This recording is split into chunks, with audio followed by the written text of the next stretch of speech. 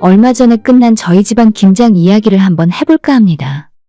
작년에 남편이랑 결혼해서 이제 2년도 채 되지 않았는데 이 짧은 시간에 제가 어떻게 시댁을 장악하고 어머님을 제 앞에 한 수 접게 만들었는지 말씀을 드리려고요. 시부모님과 사이가 안 좋은 며느리들이 정말 많을 텐데 세상에 저 같은 케이스도 있다는 걸 알려드리고 싶어 사연을 보내게 되었습니다.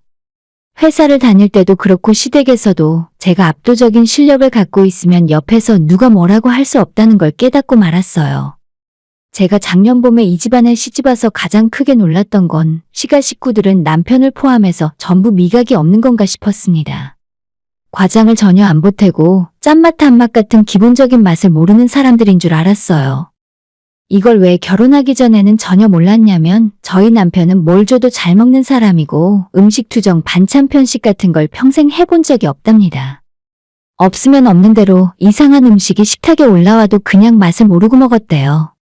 평소에 맛있는 음식을 먹다가 가끔 한번 이상한 음식을 먹으면 그게 맛이 없다는 걸 알 수 있을 텐데 남편은 집에서 항상 비슷한 걸 먹었기 때문에 원래 이 음식은 이런 맛이구나 생각하며 살았던 거죠.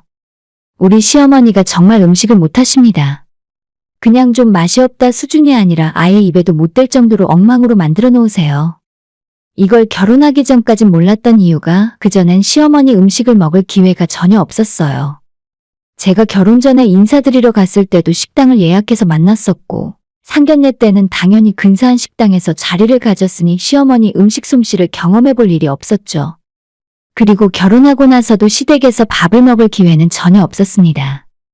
만나자고 약속을 잡으면 항상 외식을 했고 하루는 좀 이상하다는 생각이 들어서 남편에게 어머님이 요리를 잘 못하시냐고 물었더니 엄마 음식이 맛이 있진 않다고 하더라고요.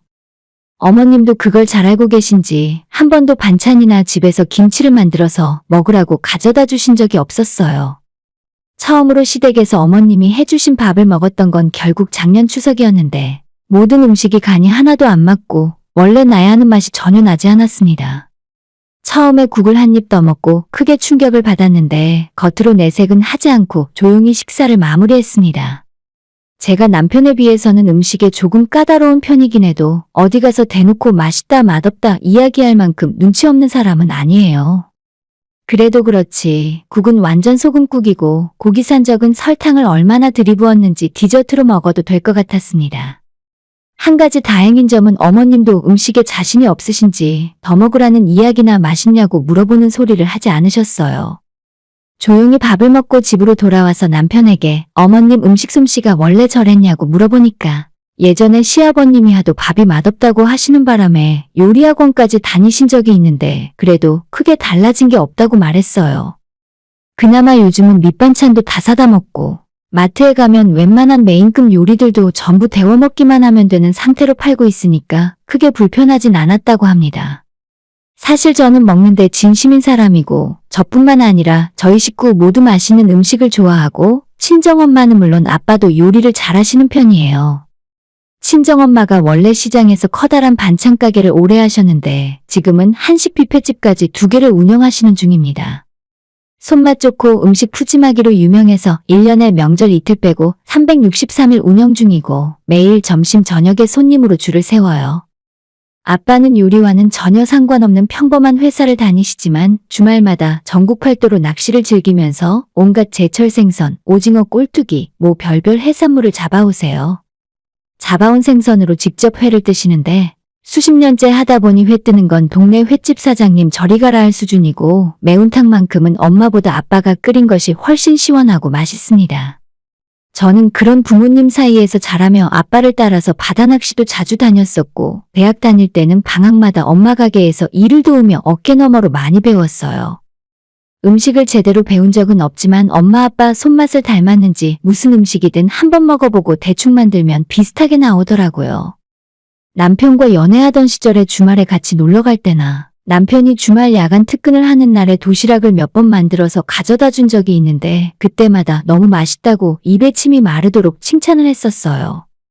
그때는 내 음식 솜씨가 너무 좋아서 남편이 감동을 한 줄 알았는데 어머님이 만든 밥을 먹다가 제가 만들어준 도시락을 먹었으니 얼마나 맛이 있었겠나 싶더라고요. 사실 시댁에 음식 솜씨가 있던 없던 그게 저한테 크게 중요하진 않았어요. 오히려 음식을 잘하고 깐깐한 시어머니보다 이렇게 음식에 아무 관심 없는 어머님이라 속은 편했습니다. 시댁의 친정엄마와 제가 만든 반찬을 가져다 드릴까 생각도 해봤지만 왠지 어머님이 자존심 상해하실 수도 있다는 생각에 괜한 오지랖은 떨지 않았어요. 어머님이 뭘 드시고 사시는지 신경 안 쓰고 살았는데 제가 정말 참고 넘어갈 수 없었던 일이 얼마 뒤에 있었습니다. 아마 작년 이맘때였을 텐데 시댁에서 어머님이 김장을 할 테니까 주말에 시간 내어 건너오라 하셨습니다. 원래 우리가 김장을 30포기 정도 하는데 올해는 너희들 것도 해야 하니까 40포기 정도 할 생각이야. 재료는 전부 내가 준비할 테니 아무것도 가져올 필요 없고 토요일에 건너와서 나랑 같이 하자. 별로 힘든 것도 없을 거야. 저희 친정에서도 엄마 가게에서 쓰는 김치 따로, 식구들이 집에서 먹는 김치 따로 매년 김장을 2번 하거든요. 가게에서 할 때는 어차피 일하는 아주머니들이 있으니 제가 갈 필요 없었지만 집에서 할 때는 제가 항상 엄마를 도와드렸어요. 제가 시집오고 나서 어머님 김치를 먹어본 적이 없기 때문에 왠지 모를 기대감을 갖고 주말에 찾아갔습니다. 친정집에는 김치 냉장고만 3대가 있고 식구들끼리 먹을 김치를 50포기 밑으로는 해본 적도 없어요. 배추김치만 하는 것도 아니고 보통 깍두기에 총각김치, 동치미, 오이소박이, 파김치 등등 엄마랑 제가 손 가는 대로 만들다 보면 냉장고가 꽉 찹니다.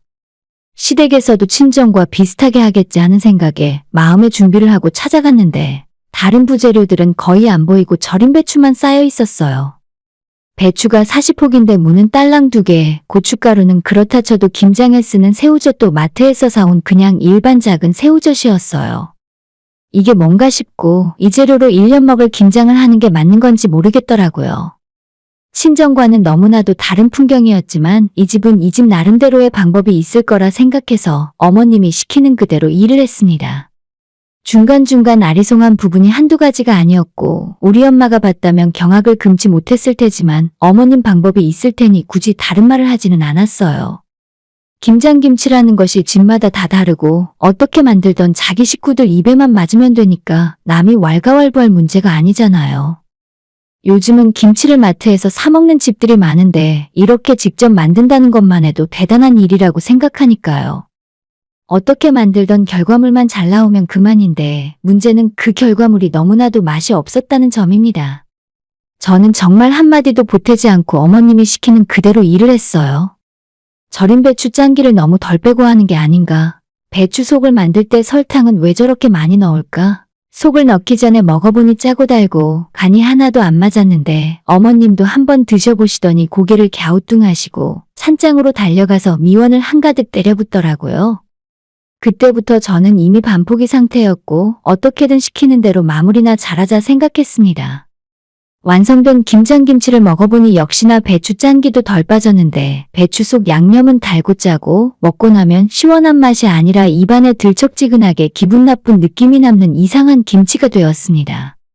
저희 보고 20포기 가져가라고 하시길래 괜찮다고 어머님 아버님 더 많이 드시라 하고 마지못해 10포기만 가져왔습니다. 사실 친정김치가 훨씬 맛있고 남편도 이제는 처가김치를 더 좋아해요. 어머님 김장김치는 도저히 그대로는 못 먹을 것 같아서 푹 익힌 다음에 양념을 다 씻어내고 참기름에 묻혀서 장아찌처럼 겨우 먹어치웠네요. 진짜 들어간 재료가 아까운 적은 처음이었습니다. 그리고 올해도 어김없이 김장철이 돌아왔는데 이대로 가다가는 또 작년에 그 악몽 같은 김치를 먹게 될 것 같아 도저히 안 되겠더라고요. 설날 추석 같은 명절 때는 어차피 딱 그날 하루만 먹으면 되니까 상관없었는데 김장김치는 두고두고 먹어야 하니까 냉장고를 열 때마다 몇 달 동안 스트레스를 받았어요. 찌개를 끓여도 맛이 없고 볶아도 맛이 없는 김치는 태어나서 처음이었습니다. 결국 친정엄마가 묵은지로 푹 익힌 다음에 양념 씻어내고 무쳐서 먹으라고 알려주셔서 그렇게라도 다 먹긴 했어요. 올해 김장에는 절대 이대로는 안 되겠다는 생각에 제가 먼저 나서기로 했습니다. 어머님이 올해도 김장하자고 연락을 하시길래 이번엔 바로 말씀드렸죠. 어머님 올해는 저희 친정 스타일로 한번 만들어 보는 게 어때요? 어머님이 배추랑 고춧가루만 준비해 주시면 나머지는 제가 준비해서 갈게요. 처음에는 어머님이 김치가 다 똑같지 뭘 그렇게 유난을 떠냐고 하시길래 올해만 제가 하자는 대로 하고 그래도 어머님 마음에 들지 않으면 내년부터 쭉 어머님 방식대로 하자 말씀드렸죠. 그래, 알겠다, 알겠어. 너 하고 싶은 대로 해봐. 내가 배추랑 고춧가루만 준비해 놓으면 돼? 어머님 승낙은 떨어졌고 저는 친정에서 하던 그대로 부재료를 준비했어요.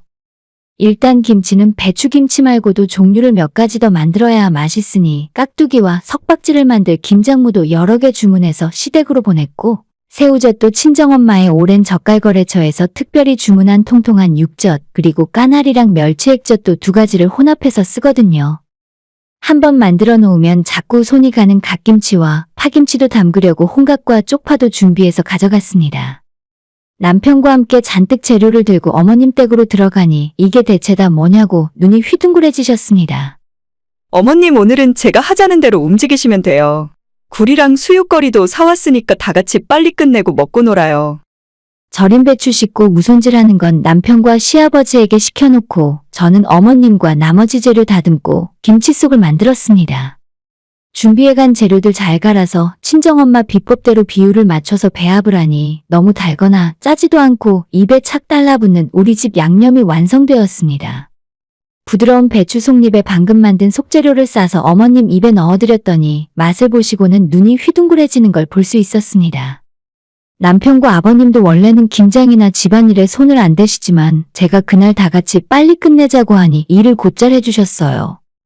묻히고 속 넣는 힘쓰는 일도 같이 도와서 하니 빨리 끝났고 오전 10시에 시작해서 저녁 먹을 시간 되기 전에 배추김치를 포함해 6가지 종류의 김치를 담그고 수육 삶아서 생굴과 싸먹으니 극락이 따로 없었어요. 아버님도 삐쩍 마른 체형이라 그렇게 음식을 좋아하고 많이 드시는지 몰랐는데 그날은 다들 배 터지게 먹고 술도 얼큰하게 취할 때까지 마셨어요. 만들어 놓은 김치를 나눠받고 저와 남편은 집으로 돌아왔는데 다음날 어머님이 올해 김장이 정말 맛있게 잘 됐다면서 앞으로도 우리 집안 김치는 제가 하자는 대로 하겠다고 말씀하셨습니다. 온 식구가 다 같이 맛있게 만들어서 나눠 먹으니 정말 기분 좋더라고요. 시댁에서 김장을 하러 오라 하면 대부분 너무 싫어하고 스트레스를 많이 받는데 기왕 해야 하는 거 다 같이 참여해서 맛있게 만들어 먹으면 서로 좋잖아요. 간 만들어도 맛있지만 시간 지나서 익으면 훨씬 맛있어지고 최소 내년 봄까지 김치 걱정 없이 든든하고 부자된 기분이에요. 어머님도 너무 맛있어서 기분이 좋으셨는지 식사하실 때마다 김치가 너무 맛있다, 갓김치도 맛있다, 이것도 맛있다, 저것도 맛있다며 매번 사진 찍어 카톡을 저한테 보내시는데 그럴 때마다 마음이 너무 뿌듯합니다. 제가 저희 집 방식대로 김장하겠다고 했을 때 어머님이 안 된다고 거절하시거나 기분 나빠하셨으면 서로 민망한 상황이 됐을 것 같아요. 아마도 제가 다시는 시댁에서 뭘 하겠다고 나서지 않았겠죠. 다행히 생각이 열려있는 분이시라서 집안 김치 맛이 바뀌는 것도 허락해 주셨고 저도 제가 생각한 대로 맛있게 만들어지니 너무 다행이다 싶어요. 정말 별일 아닌 건데 고부간에 스트레스를 받고 싫은 감정을 느끼기 시작하면 한도 끝도 없는 것 같아요. 앞으로도 어머님과 대화 많이 하면서 좋은 관계 유지하고 잘 지냈으면 좋겠습니다. 오늘의 사연은 여기까지입니다. 구독과 좋아요, 알람 설정 부탁드려요. 다들 행복하시고 좋은 하루 되세요.